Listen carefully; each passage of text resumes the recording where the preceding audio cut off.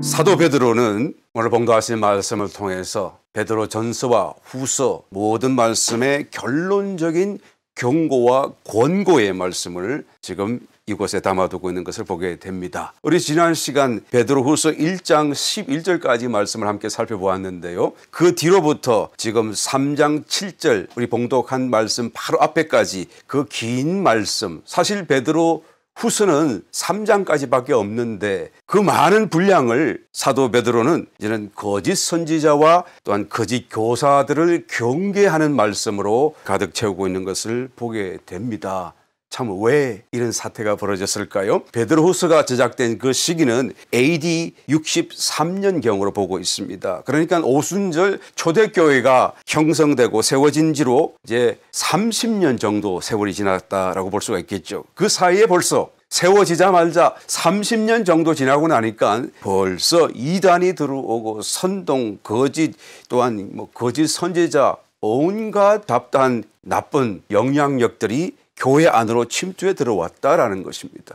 그런데 그것이 매우 심각한 수준이 되었다라는 것이죠. 그래서 사도인 베드로가 베드로 후서를 통해서 이런 것들을 짧은 편지 속에서도 불과 3장밖에 되지 않는 그 분량 속에서 1장 12절서부터 3장 7절까지 말씀을 통하여서 아주 강력하게 길게 상대적으로 길게 지적하시면서 성도들과 교회를 경계시켜야 될 필요를 보여주고 있는 것입니다.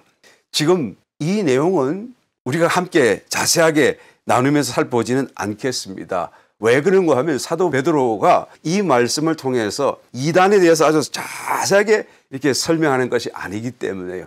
다음에 기회가 있다고 한다면 아예 이단론과 같이 아주 자세하게 어떤 이단들이 있고 어떤 특징이 있고 무엇이 잘못됐는지 살피는 기회가 있으면 좋겠습니다. 만약 그런 기회가 하나님이 주신다고 한다면 우리 함께 이단에 대해서 살펴보겠지만, 그러나 지금 우리 봉독하는 이 베드로후서 말씀 속에 나타나는 그 경계의 말씀, 이단에 대해서 지적하는 그 말씀은 세세한 말씀을 다루지 않고 다 같이 그들이 얼마나 악하고 얼마나 우리에게 해악되고 얼마나 또한 위험한가라는 것을 심각하게 경고하는 말씀으로 계속 일관되고 있기 때문에, 또 거기에 나오는 중요한 부분들은 우리가 벌써 베드로 전서 앞에 또 살피시면서 끌어당겨 가지고 우리가 함께 나눴기 때문에 여러분이 조용히 집에서 읽어보시게 되면 그 내용을 충분히 이해할 수가 있을 것입니다. 그래서 이 말씀의 공통적인 분모로서 사도 베드로가 어떻게 이단들을 경계하고 이단들의 특징들을 구분지었는가, 어떤 정의를 내렸는가라는 것을 살펴보는 것이 오히려 더 우리에게 많은 도움이 될 것 같습니다. 사도 베드로가 왜 이렇게 강력하게 아주 심각하게 이 이단에 대해서 말씀을 주시는 것입니까? 그 공통 분모로서 요약을 해보게 되면 세상과 정욕에 탐닉하도록 이끌기 때문에 그렇다라는 거예요. 그러니까 이단이나 거짓된 교훈이나 올바른 정상적인 신앙 교훈이 아니라고 한다면 전부가 다 어떻게 한다고요? 사도 베드로가 그것을 요약을 해서 말씀하기를 세상으로 나가게 한다. 세상을 추구하게 하고 세상을 더 자꾸 살게 하고, 그 다음에 정욕, 안목의 정욕, 마음의 자랑, 또 이생의 자랑, 또한 육체의 정욕, 이런 것들을 추구하게끔 자꾸 우리를 끌고 가게 된다라는 것으로 이것을 전부 요약해 둔 것을 보게 됩니다. 물론 이 이단들이 다 교회 이름을 사용해요. 신앙적인 이름을 갖고 외형을 포장을 하는 것이죠. 그러니까 모르는 사람은 미혹당하고 넘어갈 수밖에 없고 그와 같은 이단과 함께 엉뚱한 길을 갈 수밖에 없는 것입니다. 이 베드로 후서에서 나타나고 있는 특별히 이 이단적인 교훈이나 어떤 말씀을 가르치는 또 선동하는 사람들의 결정적인 위치에 있는 사람들, 역할을 하는 사람들이 누군가 살펴보게 되면 전혀 성경을 모르거나 전혀 하나님을 모르거나 전혀 교회에 대해서 문외한 이 아니라 오히려 복음을 들었고 그 복음의 의미를 어느 정도라도 깨달은 자들이다라는 사실에 있습니다. 그러니까 더 놀랍고 더 참으로 위험할 수밖에 없겠죠. 베드로후서 2장 20절 말씀, 만일 저희가 우리 주 대신 구주 예수 그리스도를 알므로 세상의 더러움을 피한 후에 다시 그 중에 얽매이고 지면 종이 되면, 그 말씀이에요. 그 나중 형편이 처음보다 더 심하리니 의의 도를 안 후에 받은 거룩한 명령을 저버리는 것보다 알지 못하는 것이 도리어 저희에게 나으리라. 그러니까 이 말씀의 뉘앙스를 우리가 느끼는 것은요, 그와 같이 거짓 선동하는 또 교훈을 가르치는 그런 사람들이 다 복음을 들었고 또 그 의의 말씀을 깨달았고 그리고 거룩한 명령을 알고 받았는데, 그런데 어떻게 합니까? 오히려 그거는 반대되는 길로 가는 것을 말씀하고 있는 것입니다. 그래서 오히려 저들이 알지 못했다고 한다면 더 나았으리라. 알고서 그렇게 가니까 이거는 이중적인 범죄가 되고 하나님의 어떤 신성을 침범하는 모독이 될 수밖에 없다라는 것이죠. 그래서 이 앞에 나와 있는 그 말씀을 찬찬히 읽어보게 되면, 그러면 이 사람들이 예수님을 과연 믿음으로 영접한 자들인가? 라는 질문이 자꾸 마음에 떠올라요. 읽다가 보게 되면 그리고 예수님을 믿음으로 영접하고 구원을 받은 사람들인데도 불구하고 이단에 빠지고, 그리고 심지어 이단의 앞자가가 되어서 주님을 대적하고 교회를 무너뜨리는 그 위치에 선다는 것이 과연 있을 수 있을까라는 내면의 질문이 자꾸 일어나는 것을 볼 수가 있습니다. 그래서 저는 말씀을 다시 읽고 또 읽고 묵상한 결과 결론적으로 말씀을 드리자고 치면, 주님을 이 사람들은 결단코 영접한 적이 없는 자들이다라고 우선적으로 결론적으로 먼저 말씀을 드리지 않을 수가 없습니다. 왜 그렇게밖에 볼 수가 없습니까?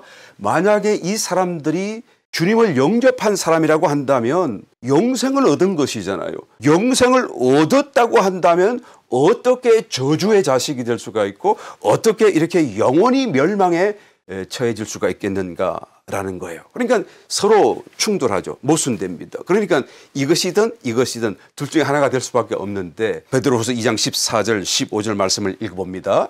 여기에 보게 되면 분명하게 알게끔 우리에게 가르치고 있는 것을 볼 수 있습니다. 음심이 가득한 눈을 가지고 범죄하기를 쉬지 아니하고 굳세지 못한 영혼들을 유혹하며 탐욕에 연단된 마음을 가진 자들이니 저주의 자식이라.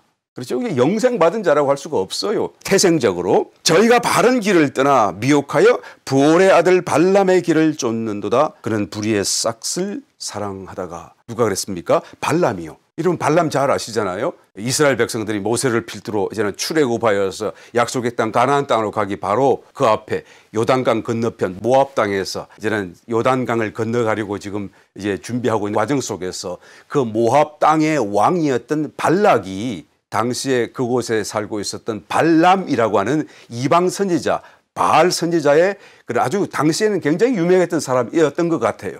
그래서 그 발람이라고 하는 이방 선지자를 불러가지고 이스라엘 백성들을 저주하게끔 요청을 하지 않아요. 그런데 이 발람이 하나님 앞에 기도를 했더니 하나님이 그 발람의 기도를 들으시고 말씀을 주셨어요. 가지 말아라. 나는 저를 사랑하고 이 백성들은 나의 백성이다. 가지 말아라. 저주하지 말아라. 이렇게 말씀을 하신 것을 분명히 들었음에도 불구하고 발람이 다시 묻고 또 계속해서 그 하나님의 말씀을 알고 있음에도 불구하고 그 말씀을 적극적으로 순종하지 않아요. 왜 그렇습니까? 그 마음속에 욕심이 있어서 그래요. 그 뇌물을 발락 왕이 준비하는 좋은 것들을 다 뿌리실 수가 없는 거예요. 그래서 어떻게든지 좀 저 발락 왕의 말을 요청을 들어주고 싶은데 하나님 하지 말라고 그러죠. 그러니까 안 갈 수도 없고 갈 수도 없고 막 그런 상황에서 계속 미적미적 하니까 하나님이 그럼 가라. 가는 것이 하나님의 뜻이 아닌데 그가 욕심을 포기하지 않으니까 하나님이 가라라고 말씀하셔서 이제 여러분 그 뒤에 무슨 일이 나는지 잘 아시죠? 그래서 결국은 발람이 저주를 하려고 하다가도 말이 하나님의 영에 붙잡혀가지고 축복을 하게 되고, 그래서 결국 할 수 없음을 깨달은 뒤에 나중에는 뒤로 이제는 꾀를 부려가지고 이스라엘 청년들이 음행을 저지르도록, 그래서 우상 숭배하도록 그렇게 사주하는 사람이 되는 것을 보게 되죠. 그래서 나중에 그도 비참한 최후를 맞이하는 것을 성경은 기록합니다. 이 사람은 하나님의 이름을 또 하나님의 말씀을 이방 선지자였지만 받고 전달하는 위치에 있었고 그의 입술에서 또 하나님의 말을 말하는 위치에 있었지 않습니까? 그러나 이 발람이 그렇다고 해서 하나님의 사람입니까? 그렇지 않아요. 이방 선지자고 저주의 자식이었고 하나님께서 그를 결국은 심판하셨던 것을 우리는 알게 되는 것입니다. 바로 이와 같은 상태에 있었다라고 밖에 볼 수가 없어요. 베드로후서의 배경이 되고 있는 그 초대교회의 이단적인 사상, 교훈, 거짓 교사, 선지자 이런 모든 사람들이 다 이와 같은 저주의 자식이었다. 그러니까 태생적으로 영생을 얻은 하나님의 자녀가 아니다라는 것을 우리가 여기서 알 수가 있는 것이죠. 여러분 뭐 영생을 가진 정말 구원받은 하나님의 자녀라고 한다면 설령 이단에 빠졌다고 할지라도 다시 반드시 회복되게 되어져 있어요. 살아서 회복하든지 죽어서 회복하든지. 왜? 영생이 있으니까 그것은 취소할 수 없는 거잖아요. 그러니까 반드시 회복하게 되어 있어요. 그러나 이단에 빠졌다고 한다면 그가 비록 영생을 가진 하나님의 자녀임에도 불구하고 이단에 빠졌다고 한다면 그 기간 때문에 얼마나 큰 영적인 데미지를 얻고 또 시간적인 손해가 일어날지 여러분 참 말을 할 수가 없는 거예요. 나중에 알고 보게 되면 너무나 안타까운 일이고 참으로 억울한 일이 될 수밖에 없는 상황인 것이죠. 자기가 몰라서 깨어있지 못해서 또 뭔가 욕심이 이끌려서 이렇게 정상적인 합당한 신앙의 길을 가지 못하는 성도가 되어서는 결코 안 된다라는 거예요. 오늘날 상황에 보게 되면 이단이 얼마나 많아요. 아예 뭐 불교든지 이슬람이든지 이렇게 해버리면 차라리 괜찮은데 기독교 이단, 그죠? 또 같은 교회를 하면서 같은 교단 교회 이름을 다 가지고 있으면서 이단적인 사상을 가지고 가르치거나 선동을 할 때 정말 이것은 안타까운 일이 아닐 수가 없습니다. 사이비 교리가 되겠죠. 거짓 성경적인 가르침이라고 할 수밖에 없습니다. 또 한 걸음 더 나아가서 다른 복음을 전파하는 경우도 있어요. 복음인 것 같은데 복음의 테두리 외형을 가졌는데 그 속 내용이 다르다고 말이에요. 성경에서 말씀하는 또 하나님이 주셨던 사도들이 전했던 그 복음과 다르다고 말이에요. 그래서 성경에서 다른 복음을 전하는 이런 것이 얼마나 치명적인 유혹이 되고 손에 타격이 되는지 참 말을 할 수가 없는 것입니다. 그런 것 가운데 우리가 너무 잘 알고 있는 번영 복음이라는 말 요즘에 많이 들었죠. Prosperity Gospel. 여러분 가까이서 우리 얼마나 찾아볼 수 있잖아요. 이런 번영 복음. 그래서 교회와 예수님의 이름을 사용합니다. 그런데 정말 복음이 말씀하는 그 길을 가르치고 인도하는 것이 아니라 오히려 반대 길로 인도를 해요. 세상의 복락, 세상에서의 행복, 세상에서의 출세 성공 이런 개념으로. 그러니까 세상에서 더 잘되고 더 잘되고 더 잘되는 것이 그것이 이 번영 복음의 하나의 어떤 목표가 되는 거예요. 그래서 부자 되시라고 하는 것이고 또 성공하라고 가르치고 있는 것이고 그러니까 이런 번영 복음 속에는 자기 십자가가 없어요. 아예 없어요. 보혈 이런 개념이 아예 없어요. 구원이라는 개념은 문제에서 해결되는 게 구원이고 저주에서 나오는 게 구원이라고 말할 것이지만 그러나 진정한 성경적인 의미 속에서 구원을 얘기해 주지는 못하고 있는 것입니다. 이런 것이 다른 복음이에요. 얼마나 안타까운지 몰라요. 그런데 너무나 많은 사람들이 이런 다른 복음을 구별하지 못하고 쫓아가는 것을 보게 됩니다. 또 신사도 운동 같은 것도 마찬가지죠. 이것은 굉장히 거룩한 것 같고 굉장히 뛰어난 영성을 가진 것 같은데 사실은 영성 우월주의 믿음 신앙세계 속에서 엘리트 의식을 가진 사람들이 자기들끼리만 그리고 자기들끼리만 위대하고 잘하고 하나님 앞에서 굉장히 뭔가 좀 쓰임 받는 사람들이라고 하는 엉뚱한 계급적인 의식을 갖고 이 신앙을 완전히 자꾸 딴 길로 엉뚱하게 호도를 하고 있는 것을 보게 됩니다. 그러다 보니까 신비 체험이 우선되고 말씀보다도 또 건전한 경건한 이런 생활보다는 오히려 능력, 파워, 능력 전도 뭐 이런 식으로만 끌어가고 그리고 그런 것이 없으면 마치 하나님이 안 계시고 교회가 아니고 신앙도 아닌 것 같이 잘못 가르치는 것을 보게 되는 것입니다. 이런 사람들은 자기들이 얼마나 뛰어난지는 모르겠지만 자기들만 사도고 자기들만 인정하는 교회만 교회고 그러나 사실 그 속에는 영혼에 대한 절절한 사랑, 주님의 마음 같은 긍휼한 마음이 없어요. 처음부터 없어요. 자기들이 너무나 뛰어나게 교만하기 때문에. 그런데 만약 성도가 깨어있지 않다고 한다면 성도라도 미혹될 수밖에 없죠. 그것이 문제입니다. 어떻게 분별할 수 있을까요? 지금 사도 베드로가 그것을 위해서 지금 강력하게 권고의 말씀을 하시고 그것을 요약하여 말씀하시기를 세상, 그러니까 결국은 이 가르침의 종착점이 어디인가라는 것을 살펴보게 하고 그것을 요약하여 말씀해 주시는 거죠. 세상으로 가게 하는가 아니면 정욕을 추구하게 하는 것인가. 내 속에 있는 육신의 정욕, 안목의 정욕, 갖고 싶은 것, 하고 싶은 것 그것을 하게 하고 성공하게 하고 그것을 자꾸 부추기는 것인가 아닌가를 살펴보게 되면 그것이 올바른 복음인가 신앙인가 아닌가를 우리가 분별할 수 있다라고 말을 하는 것입니다. 합당한 신앙의 목표는 무엇입니까? 사도 베드로의 말씀을 우리가 인용해 보게 되면 신의 성품에 참여하는 거예요. 어떻게 분별할 수 있는가라는 것을 나누었죠. 세상으로 인도하느냐 아니면 정욕으로 인도하느냐, 이런 것을 우리가 살펴보게 되면 이것이 올바른 신앙인지 아닌지를 우리가 알 수가 있습니다. 합당한 신앙의 목표는 신의 성품에 참여하게 하는 것이죠. 그러니까 하나님 안에 들어가는 거예요. 그러니까 옛사람을 벗어야 될 필요가 생긴 것이고, 그러니까 또 새 사람을 입어야 되는 것이고, 그것을 다른 말로 표현하면 자기 십자가가 되는 것이고, 그러니까 자기 자신을 자꾸 십자가에 내어놓는 그 길이 올바른 길이고 합당한 신앙이다라는 것을 사도 베드로가 강조하고 있는 것입니다. 만약에 이런 길로 가는 성도나 교회라고 한다면 자기가 있을 수가 없잖아요. 점점 앞으로 가면 갈수록 자기는 자꾸 사라지고 자꾸 죽어지고 남을 나보다 더 낮게 여기게 될 것이고, 그리고 진정한 겸손, 저절로 겸손이 나올 것이고, 자연스럽게 이와 같은 겸손이 그냥 몸에서 향기처럼 나오지 않겠어요?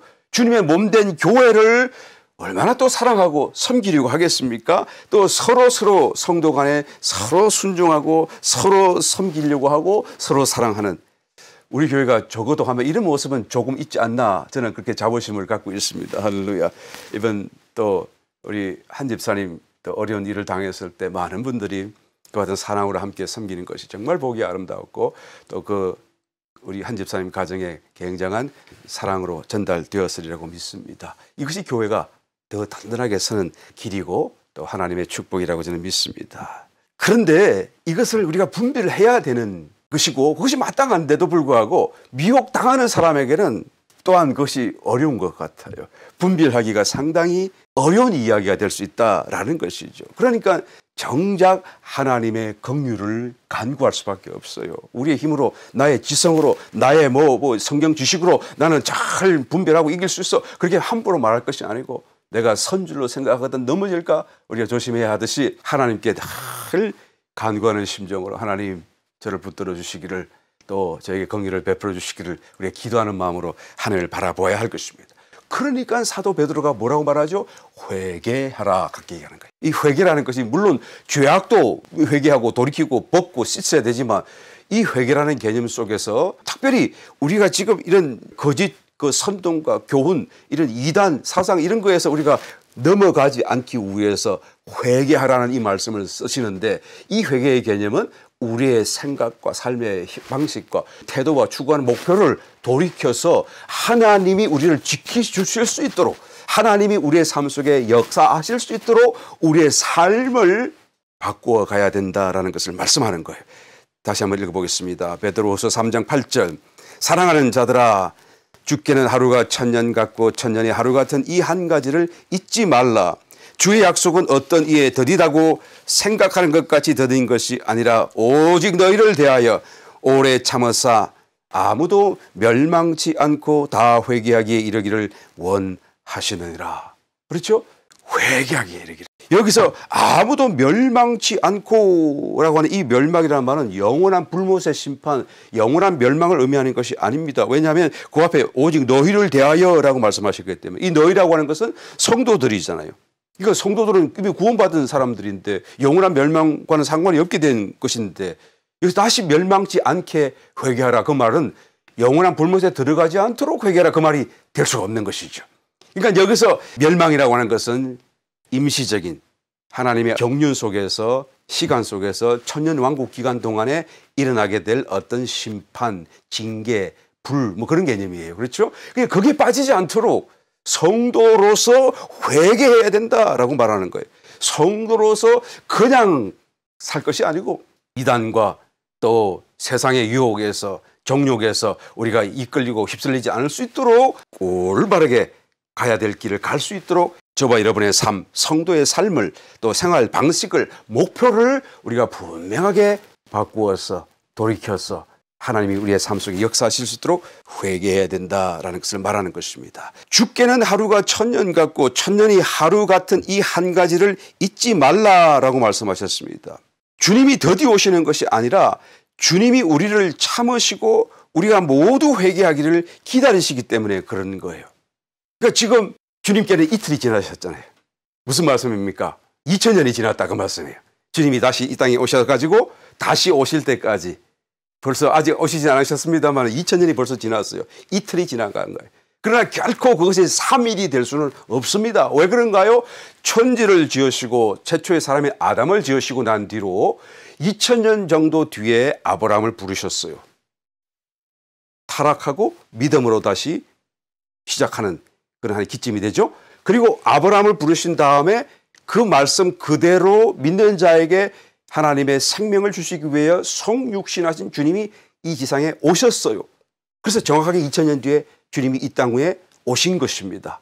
그리고 지금의 서기, 원력, 카운트다운 시작되기 시작했죠. 그러니까 2000년이 다시 지나간 거예요. 이틀이 지나간 것이죠. 2000년이 지나가고 올해는 그리고 21년이 더 지나갔으니까 2021년이 된 것이죠. 그러니까 벌써 2000년 다 지나가 버렸어요. 이것을 넘길 수가 없는 이유는요. 하나님이 천지를 6일 동안 지으셨기 때문에 그리고 7일째 하루 쉬셨기 때문에 이 하루가 1000년인데 그 1000년 왕국이 이 땅 위에 있기 위해서 지금 6000년의 세월이 다 지나갔고 그리고 이제 1000년 왕국이 곧 임해야 되는데 그 사이에 지금 저와 여러분이 있는데 그런데 계산으로 대략으로 하자고 치면 2021년이 됐으니까 벌써 21년이 다 넘어가 버렸고 혹시 주님이 공생애를 마치신 그때로부터 카운트를 시작한다고 한다면 33년 정도를 그냥 덤으로 더해서 우리가 계산을 한다고 치면 2033년도에 오신다라고 우리가 말할 수 있잖아요. 그러면 2033년 마이너스 2021년 올해 21년 빼면 12년 남았다는 얘기가 되게 되겠죠. 제가 하는 말씀의 의미를 여러분 오해하지 마시기는 바랍니다. 정확하게 2033년 오신다 그 말이 아니고 대략적으로 우리가 10년 정도가 남았고 더는 연장할 수 없는 연장할 수 있는 어떤 명분 근거가 남아있지 않은 상태 시간 속에 우리가 있다라는 것을 얘기하는 거예요. 그러니까 지금도 벌써 다 날이 차버렸고 지금 하루하루 한 해 한 해 지나가는 것이 주님께서 지금 더디 오시는 거예요. 지금 미루고 계시는 거예요. 그 왜 미루고 계십니까? 모든 성도가 다 회개하도록 그래서 다 준비되도록 하기 위하여 주님께서 조금이라도 더 기회를 주시려고 한다라는 것을 우리는 알게 되는 것이죠. 회개, 불신자의 회개가 아니라 성도의 회개인 것이죠. 우리 10절 가서 다시 한번 읽어봅니다. 그러나 주의 날이 도적같이 오리니 그 날에는 하늘이 큰 소리로 떠나가고 체질이 뜨거운 불에 풀어지고 땅과 그 중에 있는 모든 일이 드러나리로다. 이 모든 것이 이렇게 풀어지리니 너희가 어떠한 사람이 되어야 마땅하뇨. 거룩한 행실과 경건함으로 하나님의 날이 임하기를 바라보고 간절히 사모하라 라고 말씀하시는 것입니다. 회개하라는 거예요. 무엇을 회개해야 되죠? 거룩한 행실. 여러분 이 말의 의미를 잘 아시잖아요. 거룩한 행실이 뭔지. 경건함이 있어야 된다. 우리 지난 주일날 이 경건함에 대해서 자세히 말씀을 드렸습니다. 세상과 정욕을 추구하며 사는 이단이나 거짓 교훈과는 대비되는 반대되는 삶이에요. 세상으로 가는 것이 아니라 자꾸 하나님으로 향하여 하늘로 우리의 마음이 가고 또한 태도와 삶이 나타나는 것이 경건한 것이죠. 그리고 재림을 사모해야 된다라는 것입니다. 이것은 세상에 대해서 염려하고 또는 반대로 너무 애착을 가지는 이런 하나의 어떤 삶의 태도와 정반대의 길이 되는 거예요. 재림을 사모한다고 한다면 이 세상이 점점 이제는 미련이 없어져야 되고 세상이 점점 나에게서 나의 마음에서 멀어져야 되고 우리 한국에도 그런 일이 한 번 있었잖아요. 다미 선교회라고 주님이 오시는 날을 정해놓고 몇 년도 며칠 날 몇 시에 오신다 그러고 온 그 선교에 속한 성도들이 한 자리에 모여가지고 흰 옷 입고 자기의 가산과 재물 다 팔아버리고 그리고는 그날 온다고 해서 그냥 뭐 교회에 모여서 막 북치고 장구치고 막 그리고 기다리고 있었는데 12시가 땡 하도록 주님이 오시질 않았어요. 그래가지고 얼마나 크게 실망을 하고 대외적으로는 신앙에 대해서 먹칠을 하고 광신도들 또 기독교 신앙 가진 교회들 모두가 다 그 신뢰가 추락하는 그 어설픈 일이 있었던 것을 기억합니다. 그 날짜를 알 수도 없고 정할 수도 안 되니까 절대로 그런 일을 해서는 안 되죠. 주님도 모른다고 하셨으니까요. 그렇지만 여러분 한 가지 우리의 마음속에 그들을 생각하면서 다시 한번 우리의 마음, 우리의 삶에 대한 태도는 어떠한가라는 걸 한번 되돌아보게 되는 것입니다. 그들이 이단자가 아니에요. 그들이 뭔가 광신적인 믿음을 가졌는지는 모르겠지만 그렇다고 해서 뭐 잘못된 엄청난 이단적인 그런 신앙을 가진 사람들은 아니었단 말이에요. 다만 그 말일 주님이 오시는 그 재림의 때를 잘못 계산했고 믿었고 그래서 잘못된 행동을 보였을 뿐인데 그것은 잘못됐다고 할지라도 그러나 주님이 오신다는 것이 믿어진다고 한다면 곧 오신다는 것이 믿어진다고 한다면 우리라도 아마 그런 모양의 어떤 삶이 되지 않을까라는 생각이 들어요. 그렇다고 해서 흰옷 입고 뭐 그렇게 할 건 아니라고 할지라도 말이에요.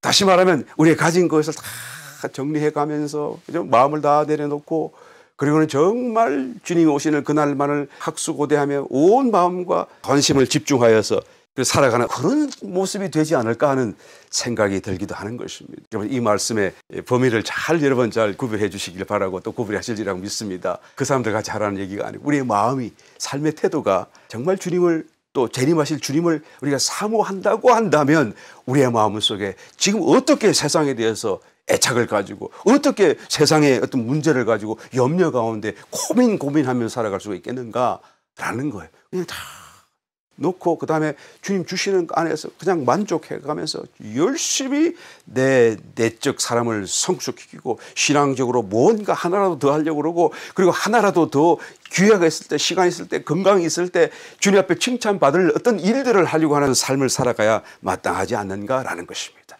이것이 바로 사도 베드로가 우리에게 회개하라라고 하는 그 말씀의 의미인 거예요. 그냥 그렇게 살아서는 안 된다 그 말. 주님이 정말 오신다, 곧 오신다 라는 것을 말씀하시는 것입니다. 그리고 너희들이 정말로 그런 삶의 자세를 살고 회개한 마음으로 살고 있다고 한다면 이단 사상에서 또 거짓 선동에서 하나님이 너희를 보호하실 것이다 라는 말씀을 하시는 것입니다. 14절 그러므로 사랑하는 자들아 너희가 이것을 바라보나니 주 앞에서 점도 없고 흠도 없이 평강 가운데서 나타나기를 힘쓰라. 여러분 점도 없고 흠도 없이 평강 가운데서 주님을 맞이할 수 있도록 준비하라 라고 말하는 거예요. 그러니까 이 점도 없고 흠도 없다라고 하는 것은 세상과 또 정욕과 연관된 어떤 일들이에요.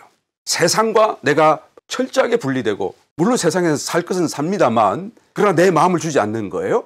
또 내가 정욕을 따라 살지 아니한 아주 절제된 삶을 산다고 한다면 점도 없고 흠도 없게 되는 그래서 평강 가운데 주님을 맞이할 수 있게 되겠죠. 바로 그 얘기를 하는 것입니다. 여러분 다이아몬드를 감정할 때 보시게 되면 그냥 현미경 같은 걸 이렇게 돋보기 같은 것을 눈에 끼고 이게 자세히 그걸 쳐다보지 않습니까? 자세히 들여다보게 되면 그 안에 조그마한 점 하나가 하나 더 있는가 하나 덜 있는가에 따라서 이 다이아몬드가 그 감정 가격이 확 달라져요. 그죠? 아예 아무것도 없는 것을 flawless, 아주 점도 흠도 없다라고 얘기해요. 그게 제일 좋은 완전한 다이아몬드 순서죠. 안에 점도 없고 바깥에 흠도 없는 그게 최고의 그런 가치를 가진 다이아몬드가 되겠죠. 그 다음에 뭐가 있습니까? 바깥에 흠은 있지만 안에 아무런 점이 없는 거. 그 다음에 뭐가 있습니까? VVS, very slightly included 그런 뜻이에요. 그러니까 자기들이 하는 말이죠. 그러니까 아주 조금 점이 안에 현명을 통해서 들여다보니까 몇 개 점이 있다 그 말을 하는 거예요. 그래서 값을 조금 깎는다 그 말이에요. 그 다음에 VS를 하는 거죠. 이제는 VS 그냥 very slightly 이렇게 하는 거예요. 그러면 이것은 어떤 겁니까? 앞에 VVS와 비교했을 때 점이 한두 개가 더 많은 거예요.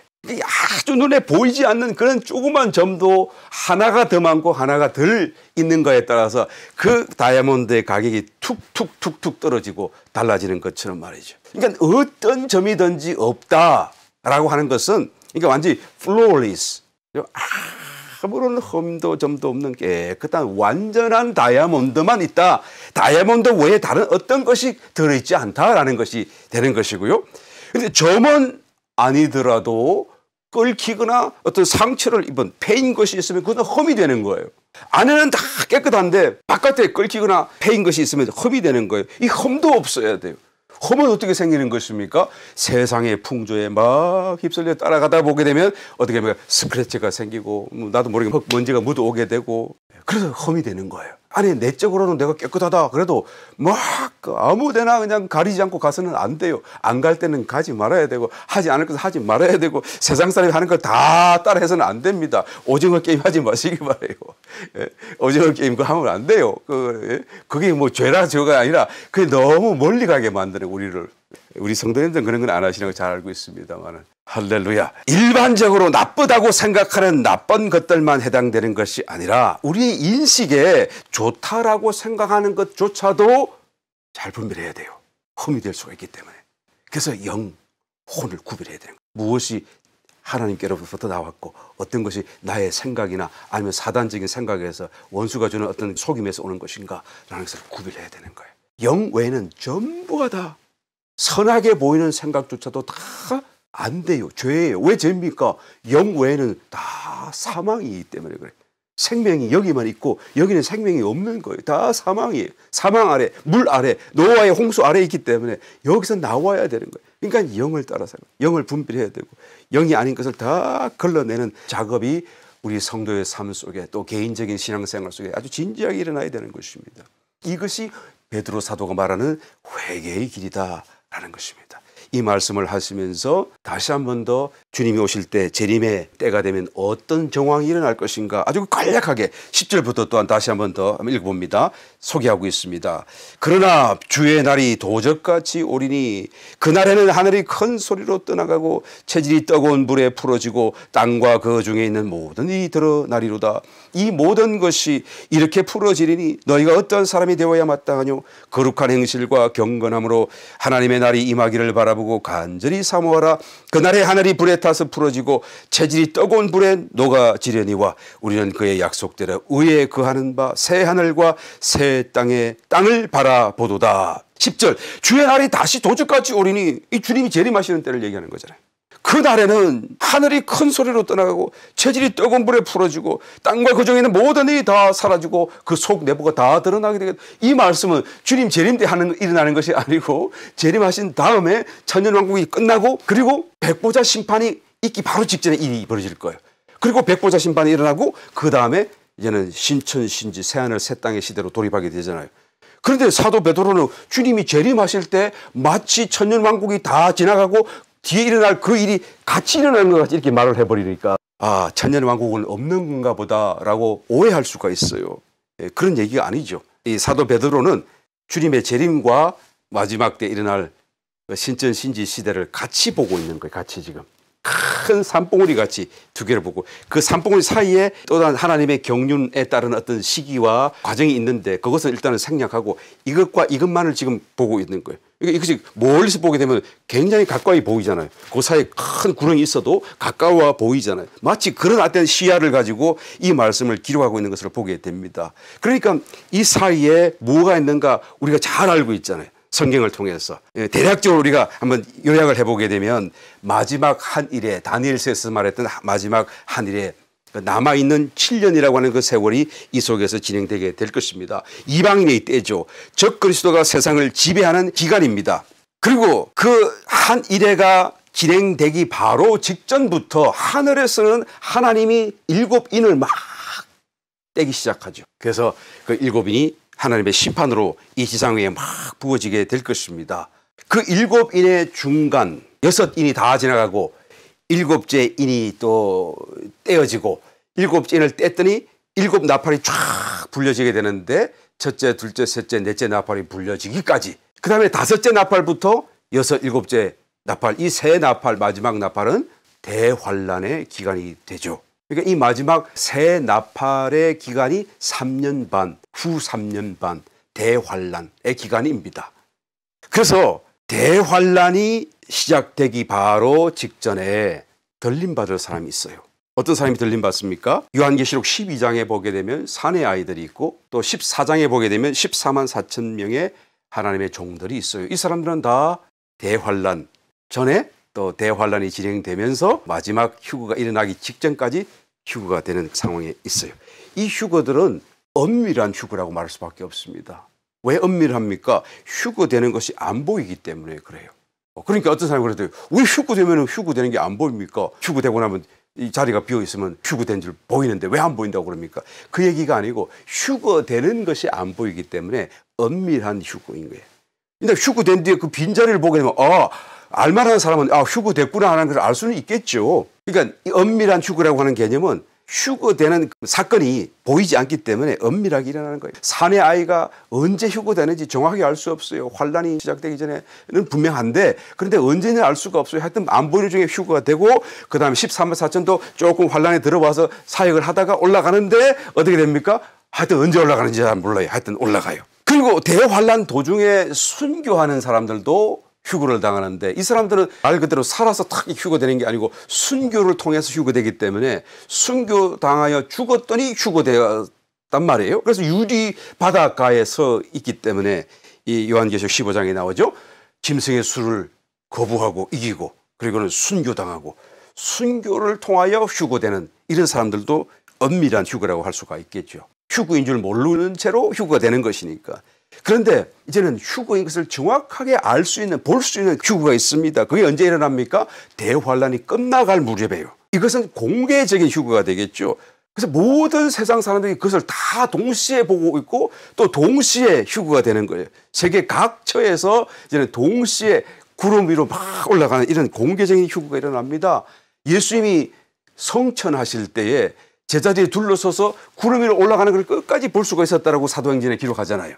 마치 그와 같이 살아있는 사람들이 이 땅에서 쭉 들림받는 것이 다른 불신자들 눈에도 보이는 거예요. 그러니까 이 공개적인 휴거이죠. 이 휴거가 앞에 있는 은밀한 휴거와 다른데 우리가 일반적으로 알고 있는 휴거라는 것이 바로 이 공개적인 휴거를 얘기하는 거예요.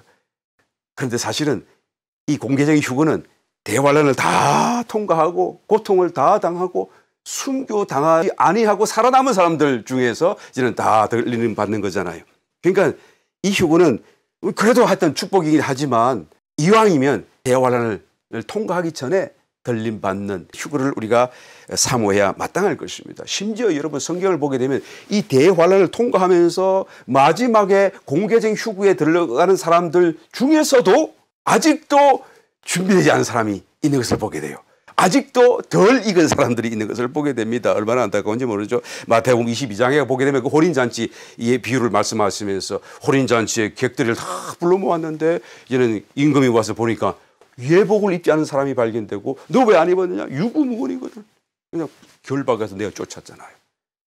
그게 바로 지금 이 마지막 공개적인 휴거를 당하는 대상자들을 두고 하시는 비유의 말씀이었죠. 그런데 아직도 어떤 한 사람은 준비되지 않은 사람이 그 사이에 있더라라고 할 정도로 말이에요. 여하튼 이런 마지막 때 일어날 그 공개적인 대휴거 사건, 그 휴거 사건의 가장 넘버원 첫 번째 휴거될 하나의 어떤 반열 무리가 있는데 그 무리들은 살아있는 사람들 중에 있는 것이 아니라 이미 그 전에 죽었던 성도들이겠죠. 그러니까 먼저 주님께서 공중으로 다 오시게 되면 지상에 있는 무덤들이 다 열리고 거기서 성도들이 일어나고 먼저 들림받고 그 다음에 지상에 살아남아 있는 사람들이 2차적으로 들림받는 이런 공개적인 휴거가 일어나는 것을 보게 됩니다.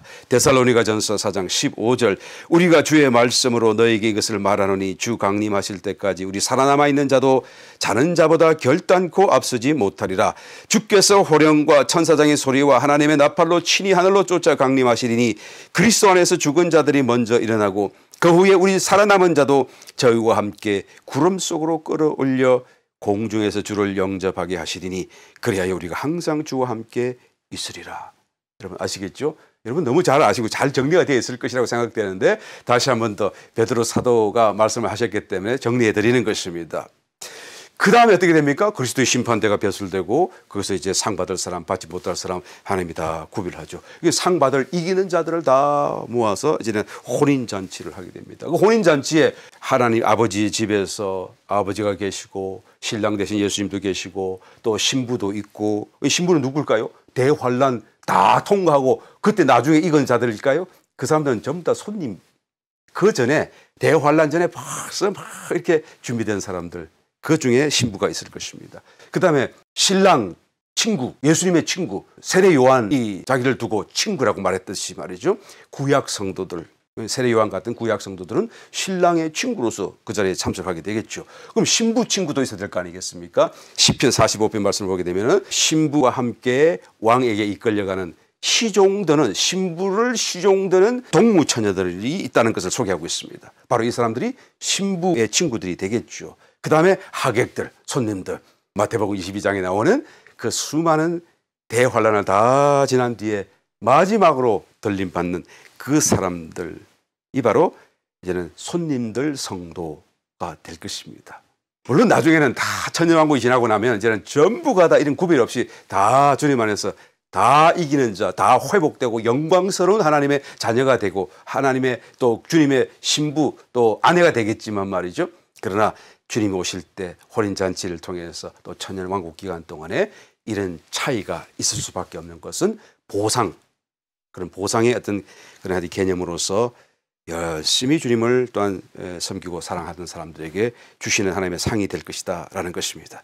그래서 이제 혼인잔치가 다 끝나게 되면 지상에 강림하시게 되겠죠. 지상에 강림하시게 되면 성도와 더불어서 지상에 강림하시게 될 텐데 지상에는 아마겟돈 전쟁이 벌어지게 되고 그 자리에서 주님께서 말씀의 검으로서 적 그리스도 그 다음에 거짓 선지자를 잡아다가 불못으로 집어던지고 영원하게 심판 그냥 끝나는 것이죠. 사단은 또 결박해서 무적행으로 천년 동안 가둬두게 됩니다. 나중에 천년 뒤에 다시 풀어줬다가 다시 불못으로 집어넣게 되겠죠. 그 다음에 예수님께서는 다 정리하신 뒤에 예루살렘을 도읍으로 삼고 온 세계 민족들을 다 통치하는 천년왕국을 시작하게 될 것입니다.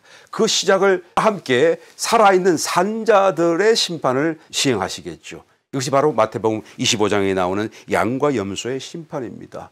그래서 그 대환란 동안에 성도에게 하나님을 생각하면서 선대했던 사람들을 양으로 또 그러지 못한 사람들은 염소로 그래서 이제는 양으로 분별한 사람들을 천년왕국의 백성들로 삼으시고 이제는 이 사람들은 또 영원한 불못에 뒤집어 던지시고 그리고는 함께 하나님의 나라를 이루어가게 되는 것입니다. 이것이 바로 천년왕국입니다. 천년왕국이 끝나고 나면 이제 백보자 심판이 있고 마지막 심판이죠.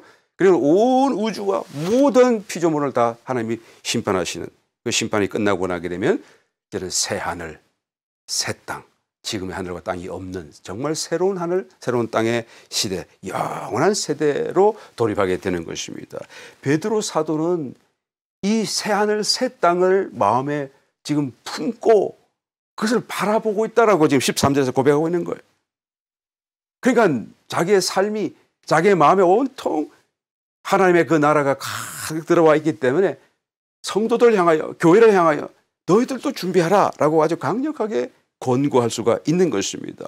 베드로가 이와 같이 말을 하는 동안에 우리 봉독은 하지 않았었습니다만 1장에 가서 보게 되면 이 이야기가 지어낸 이야기가 아니다 라는 말로까지 직접적으로 말씀을 해요. 이것이 우화처럼 생각에서 나온 얘기가 아니다. 내가 직접 내 눈으로 주님을 배웠고 변화산상이죠. 그 변화시는 모습 영광을 다 보았고 그리고 하나님 아버지의 음성도 들었고 그리고 그것이 바로 지금 우리가 갈 천국이고 영원한 나라인 것을 내가 안다. 주님이 나를 지금 부르실 것을 내가 느낀다. 나의 마지막 날이 힘이 가까웠음을 내가 안다. 나도 곧 그리로 갈 것이다. 그런데 마지막으로 가기 전에 너희들에게 꼭 해주고 싶은 말이 있다. 바로 이 말씀이에요. 준비하라는 거예요. 사도 베드로가 마지막으로 지금 성도들과 교회들을 향해서 해주고 싶은 단 한마디의 말이 주님의 재림을 준비하라, 회개하라 그 말씀을 해주신 것입니다. 이번 다시 한 번 더 우리 이 말씀이 우리의 심령에 더 강력한 도전이 되고 주님의 어떤 말씀이 되어져서 우리 남은 생애도록 정말로 주님이 오실 것을 믿고 정말로 믿으시고 정말로 세상 미련하지 두지 않고 다시 한 번 더 마음을 정해서 회개한 자로서 유혹에 흔들리지 않고 이단에 흔들리지 않고 마음 쓰지 않고 오직 주님을 향하여서 갈 길을 달려가면서 준비된 자로서 점과 흠도 없이 평강 중에 주님을 맞이할 수 있는 축복자들이 다 되시기를 예수님 이름으로 축원합니다.